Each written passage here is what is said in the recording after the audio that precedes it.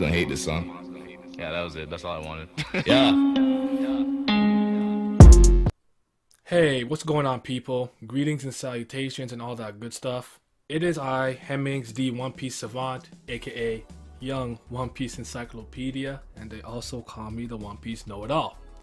Today, we're going to touch upon One Piece and how it handles the concept of power creep. So, for those who don't know what that is, simply put, in a series, let's just focus on battle manga, battle anime, power creep is an increase in scale and stakes for the overall story.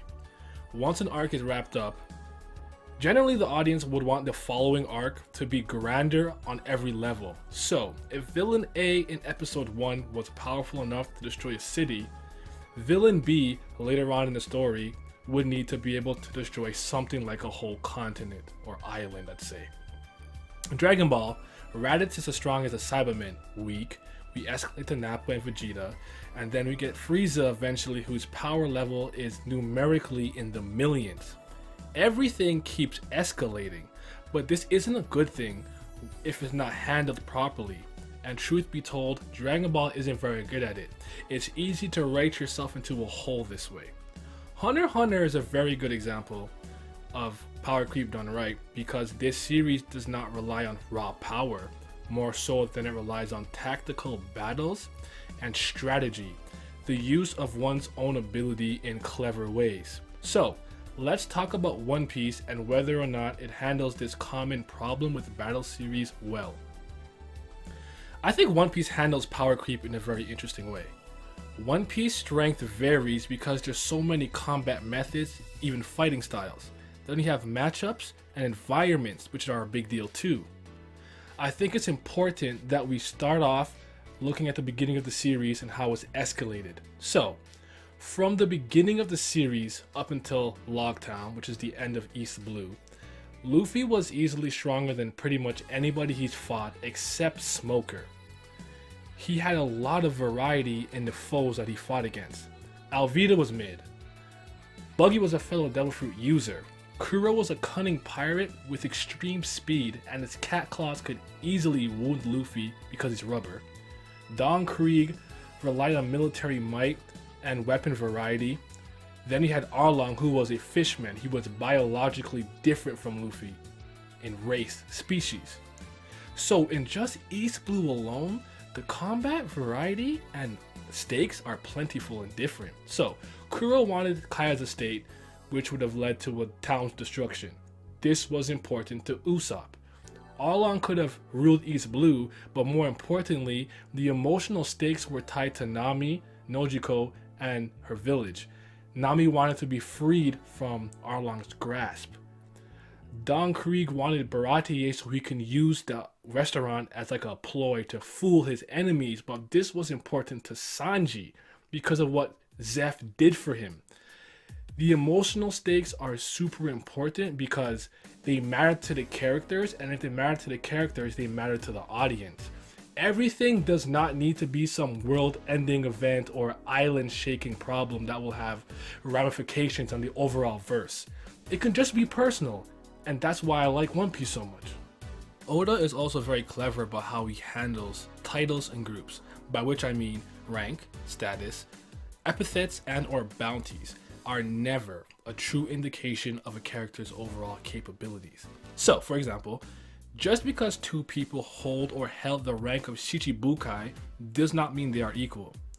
I'll also like to point out that Vice Admiral's power vary like crazy.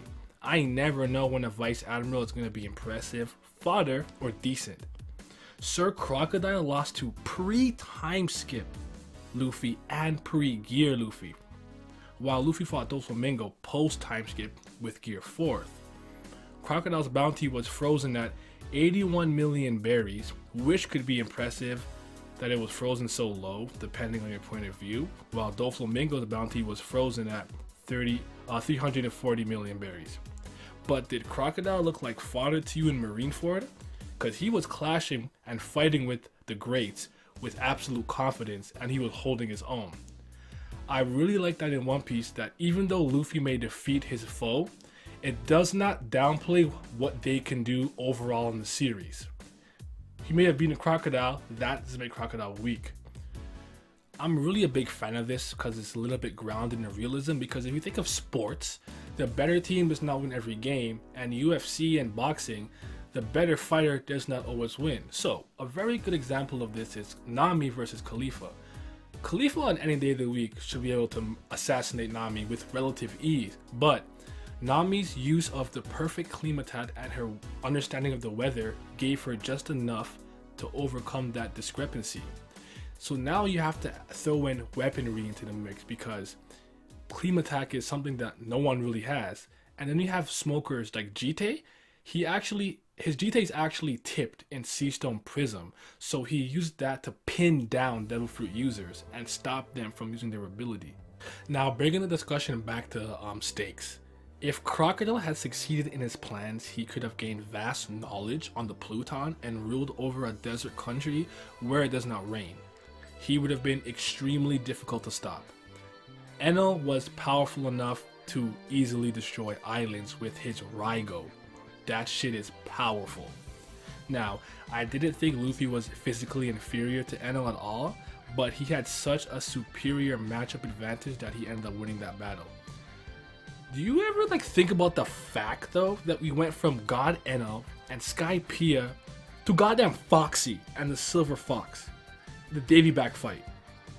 Why is that important? Well, because Foxy could not touch probably the other foes that Luffy fought. No. But the stakes were arguably just as high. Why? Because in a Davy back fight, you wager your Jolly Roger and or your crewmates, your crew members.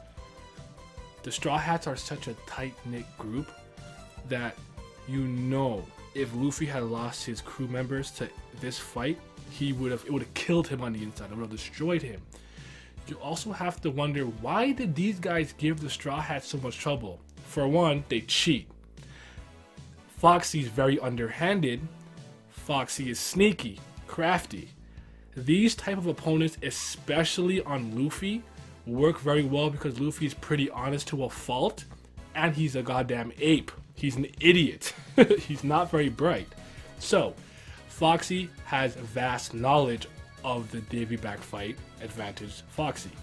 Foxy is having the Straw Hats fight on his terms, advantage the Foxy Pirates. You also have to think about this. When Luffy fought Foxy in that final fight, it was on Foxy's ship. Foxy knows the ship's environment, knows the layout, so he has an advantage. Not to mention, you cannot underestimate the power of his ability. The no beam is actually pretty nifty because it slows down whatever it comes into contact with for about 30 seconds. So, all of those things, when you combine them, just put Luffy at a disadvantage after he just beat Sir Crocodile, a Shichibukai, and then went on to beat God Enel. That shit is crazy because you think about, what did Foxy, how? Impossible. Then again, that's just, in my opinion, handling power creep very well because you kind of fluctuate and you have different abilities coming into play and such. Now, moving on. Generally speaking, the top tiers in a series all kind of excel at the same things.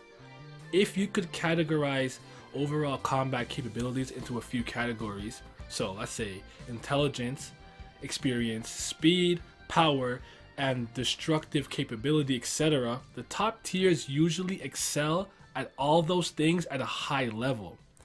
But it's not at all like that in One Piece.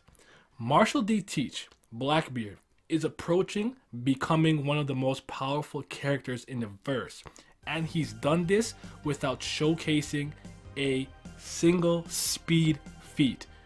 In fact, I don't think he's dodged a single attack aimed at him, not one. Moreover, because of the Yami Yami no Mi, he actually takes more damage than normal. So, he's doing this without being fast, but you would not expect that from a top tier character, would you? You have someone like Shanks, one arm, no devil fruit, but we know he's a hockey god. Doflamingo was an all-rounder. Crocodile relies on his devil fruit ability to fight, and he's not really a fighter like a brawler. Then you have to think about all the fighting styles. Gyojin Karate, Okama Kempo, Hashoken, Mihawk is a swordsman. You just never know how fighting styles, environment, and especially Devil Fruit matchups are going to play out. Galdino's Wax was effective against Magellan's Poison, and we know how powerful that dude was. So with all this being said and done, does One Piece handle power creep well? The answer is yes. Yes, it does. And in addition to that, it's done in an intriguing fashion. I could go on with the examples, but I think you all get the point. So let's just call it a day here, wrap it up, and I'll see you guys in another video. I'm going to be out. Later.